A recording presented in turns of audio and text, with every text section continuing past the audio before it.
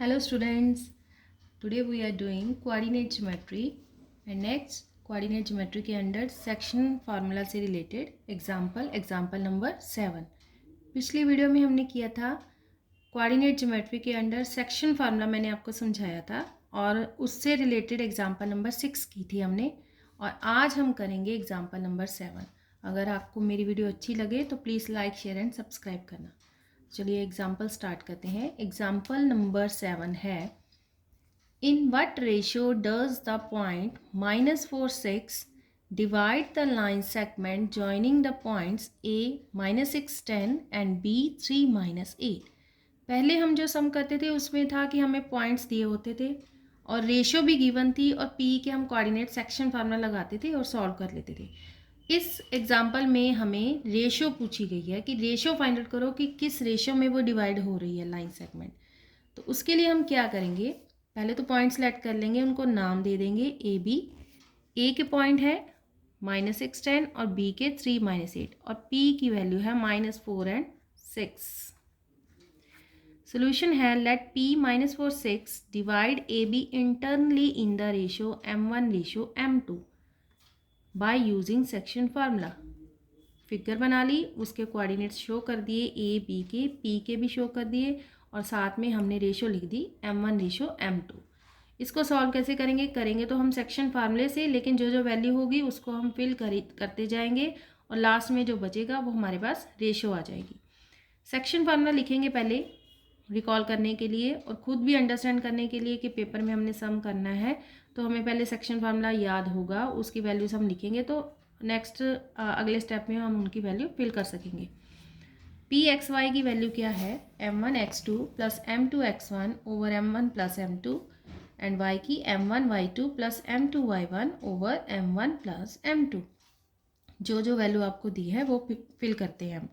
x की जगह आ गया -4, y की जगह 6। M1 same as it is लिखेंगे। x2 की वैल्यू यहाँ पे है 3, b के कोऑर्डिनेट्स में आएगी 3 प्लस M2 x1। अच्छा, एक बात हो रहा है कि जो M2 x1 है, आप सोचोगे इसमें बीच में क्या करना है, इसके बीच में है multiplication. M1 x2 plus M2 x1। M1 x2 का मीन है कि दो जो वैल्यूज़ हैं उनको मल्टीप्लाई करो। M2 x1 का भी मतलब यही है कि दो जो वैल्यू दी है M2 और x1 की उसको मल्टीप्लाई करो। तो हम क्या करते हैं, जो सेकंड वाली वैल्यू होती है x1 x2 की उसको ब्रैकेट में लिख लेते हैं, क्योंकि वो कई बार प्लस की और कई बार माइनस की होती है, तो हमें ब्रैकेट में लिखी होगी तो जल्दी से अंडरस्टैंड होगी। M1 into 3 plus M2 into -6 over M1 plus M2। यहाँ पे आप y1 और y2 की फिल कर देंगे। M1 y2 की वैल्यू है -8 प्लस M2 y1 की वैल्यू है 10। नीचे आ जाएगा M1 प्लस M2। इसको सॉल्व करेंगे सिंपली, 3M1 आ जाएगा मल्टीप्लाई करके और यहाँ पे प्लस माइनस माइनस आएगा, -6M2 over M1 plus M2 और y की value -8M1 plus 10M2 over M1 plus M2।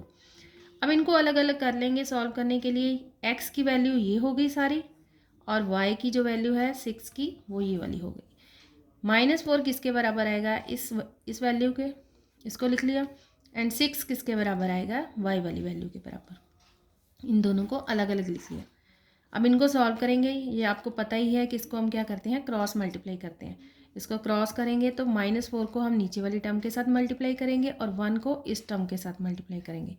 -4 को मल्टीप्लाई करेंगे तो हम ये वाली टर्म को ब्रैकेट में लिख लेंगे, M1 plus M2 is equal to 3M1 minus 6M2, क्योंकि वो 1 के साथ मल्टीप्लाई होगी तो सेम ही आ जाएगी।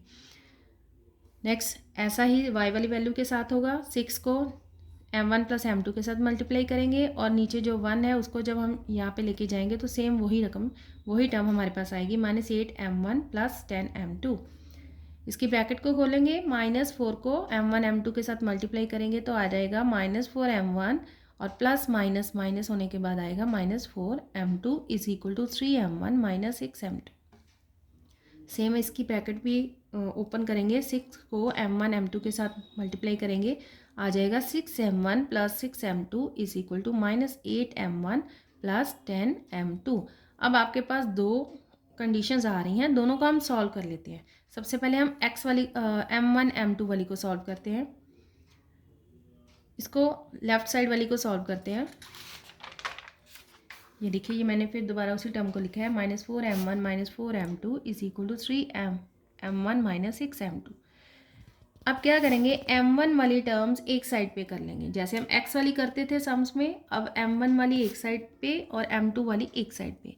ये आएगा -4m1 और 3m1 दूसरी साइड पे जाएगा तो -3m1 आ जाएगा। प्लस वाली टर्म माइनस की हो गई और यहाँ पे जो माइनस की टर्म थी दूसरी साइड पे जाके प्लस की हो जाएगी। इसको ऐसे लिख लिया, -6m2 + 4m2। 4m1 और m1 3m1। देखिए m1 वाली टर्म आपस में सॉल्व होगी, प्लस माइनस होगी, और m2 की टर्म आपस में प्लस माइनस होगी। ये नहीं होगा कि m1 वाली टर्म m2 में हो जाएगी सॉल्व, ऐसे नहीं होगा। हम अलग अलग इसलिए लिख रहे हैं क्योंकि m1 वाली m1 में प्लस माइनस करेंगे और m2 वाली m2 में ही प्लस माइनस करेंगे। -4 -3 क्या हो जाता है, -7m1 इज इक्वल टू -6 + 4 क्या होएगा, -2m2, क्योंकि 6 की जो टर्म है वो बड़ी है, बिग टर्म है -6 एंड +4, 4 छोटा है, और 6 के साथ जो भी साइन होगा वो उसके साथ लगाएंगे, -2m2। अब ये माइनस माइनस कैंसिल, ये बच गया 7m1 is equal to 2m2। हमें रेशो चाहिए m1/m2 की, m1/m2 की। m1 इसी साइड पे रहने देंगे, m2 को इधर ले आएंगे, नीचे आ जाएगा वो, और 2 अपनी जगह पे रहने के बाद जो 7 इधर आएगा तो नीचे आएगा। तो ये बन जाएगा m1/m2 इज इक्वल टू 2/7। वैसे तो ये सम यहीं तक ठीक है कि हमने m1 m2 की रेशो निकाल दी। इसके बाद क्या करेंगे, हम एक बार इसको वेरीफाई करेंगे। वेरीफाई करने के लिए हम m1/m2 की वैल्यू y की टर्म वाली में पुट कर देंगे और हमारा आंसर सेम आ जाएगा। लेकिन एक बार आपको अगर कन्फ्यूज़न है तो हम दूसरी बार इसको सॉल्व भी कर सकते हैं, इससे कोई आपका सम गलत नहीं करेगा। कि जो हमने ये वाली टर्म हमने सॉल्व की है तो हमारे पास m1 m2 की वैल्यू आ गई है अपने आप 2/7। अब हम इसको भी सॉल्व करेंगे ना तो हमारे पास यही आएगा। ये हम सॉल्व कर रहे हैं, वही टर्म हमने दोबारा लिखी है। इसको सॉल्व करेंगे, m1 वाली टर्म एक साइड पे और m2 वाली टर्म्स एक साइड पे, और साइन को हम दूसरी साइड पे अगर किसी भी टर्म को लेके जा रहे हैं तो उसका साइन चेंज कर देंगे। ये आपको ध्यान रखना है, क्योंकि अगर साइन चेंज हो नहीं करोगे तो आपका सम गलत हो सकता है। और यहाँ पे आ जाएगा 14m1 is equal to 4m2। m1/m2 आएगा 4/14। ये 4 अपनी जगह और 14 नीचे आ गया। ये 2 के टेबल पे कट होगा तो 2/7 हमारे पास रेशो आ गई। m1/m2 is equal to 2/7 same आ गई। Therefore the point -4 6 divides the line segment joining the point a -6 10 and b3 -8 in the ratio 2/7। ये तो हमारा क्लियर होगा कि 2/7 हमारा आंसर आ गया। अब वो कह रहे हैं कि आप चेक कर लो, कि आपका वेरिफिकेशन कर लो कि ये आपका आंसर सही है कि नहीं, जो आपके एग्जाम्पल में दिया है। m1/m2 is equal to 2/7। We will check whether m1/m2 is equal to 2:7 satisfy the y coordinate also. कि अगर हमने x कोऑर्डिनेट तक ही सॉल्व किया है और y का नहीं किया तो y कोऑर्डिनेट में हम क्या करेंगे, m1/m2 की वैल्यू पुट कर देंगे और उसको चेक कर लेंगे कि हमारे पास आंसर सही आ रहा कि नहीं। हमारे पास आंसर क्या आएगा, फिर y का कोऑर्डिनेट आएगा जो हमें स्टार्टिंग में दिया हुआ था। स्टार्टिंग में हमें p क्या दिया था, -4 6। हमारे पास अगर हम रेशो फिल करेंगे तो ये वाली वैल्यू आनी चाहिए, ये हम चेक करेंगे। नाउ -8m1 + 10m2/m1 + m2, हमने ये y टर्म की वैल्यू ली है और इसमें हम क्या करेंगे, हमें m1/m2 ही फिल करना है इसमें, तो हम दोनों साइड पे ऊपर नीचे इसके dividing through out by m2 कर देंगे। m2 से डिवाइड करेंगे तो ये बन जाएगा -8m1/m2 + 10m2/m2 over m1/m2 + m2/m2। सिर्फ m2 के साथ चारों टर्म्स को डिवाइड करना है। तो हमारे पास ये m1/m2 बनाने के लिए हमने सब कुछ किया ताकि हम उसकी जो रेशो है वो फिल कर सकें। यहाँ पे आ गया -8m1/m2 प्लस m2 कैंसिल यहाँ पे और 10 बच गया। नीचे आ गया m1/m2 प्लस m2 को कैंसिल किया तो 1 बचा।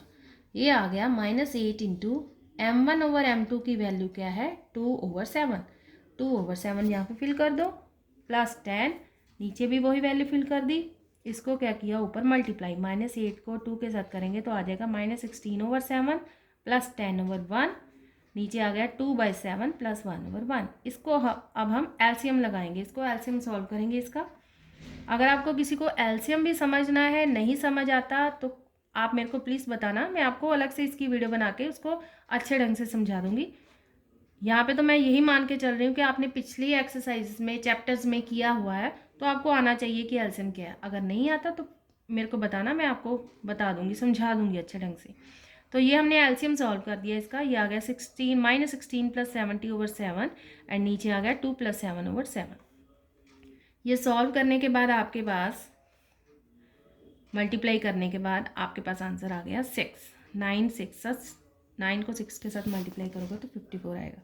तो ये आपके पास y कोऑर्डिनेट की वैल्यू आ गई। इट मीन्स कि जो हमने रेशो निकाली है वो हमारे y कोऑर्डिनेट को वेरीफाई कर रही है। This is verified.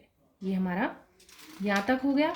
और उसके बाद आपके एग्जाम्पल में एक अल्टरनेट मेथड भी दिया है कि अगर आप m1 m2 रेशो मान के नहीं चलते, आप उसको k/1 लेट करते हो, तब कैसे सॉल्व करना है।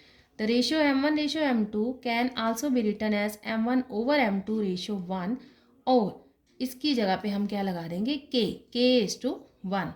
तो तब कैसे सॉल्व करना है, let -4/6 divide AB internally in the ratio k/1 by using formula. Section formula लगाएंगे सेम, y के xy के p के कोऑर्डिनेट xy लिख दिए और यहाँ पे सेक्शन फार्मूले को सॉल्व करेंगे सेम वही m1 m2 की जैसे। और यहाँ पे m1 की जगह हम k लिख देंगे और m2 की जगह 1 लिख देंगे। और वैल्यूज़ पुट करने के बाद x के कोऑर्डिनेट अलग सॉल्व करेंगे, y के कोऑर्डिनेट अलग सॉल्व करेंगे। हमारे पास दोनों ही वैल्यूज़ सेम आ रही हैं। k/1 हमारे पास आ रहा है 2/7, यहाँ पे भी k/1 आ रहा है 2/7, सेम आ गया। तो इसका मतलब है कि हम आपका आंसर सेम है, तो this is the correct answer. So the point -4/6 divides the line segment joining the points a -6 10 and b 3 -8 in the ratio 2/7। अगर आप करना चाहें तो आप इस मेथड से भी कर सकते हैं, और नहीं तो आपको फिर इसको करने के लिए थोड़ा सा लंबा सॉल्व करना पड़ेगा। ये सारा सॉल्व करके इसको सॉल्व करेंगे, और अल्टरनेटिव मेथड भी मैंने आपको करा दिया है। तो चलिए नेक्स्ट जो एग्जांपल है, हम अपनी नेक्स्ट एग्जांपल्स हैं 8 9 10 हम नेक्स्ट वीडियो में कर लेंगे। थोड़ा सा ये लेंथी हो गया काम, तो अगर आपको कुछ इसके बारे में पूछना है तो मेरे को बताना, और मेरी वीडियो को लाइक शेयर एंड सब्सक्राइब करना। Thank you so much.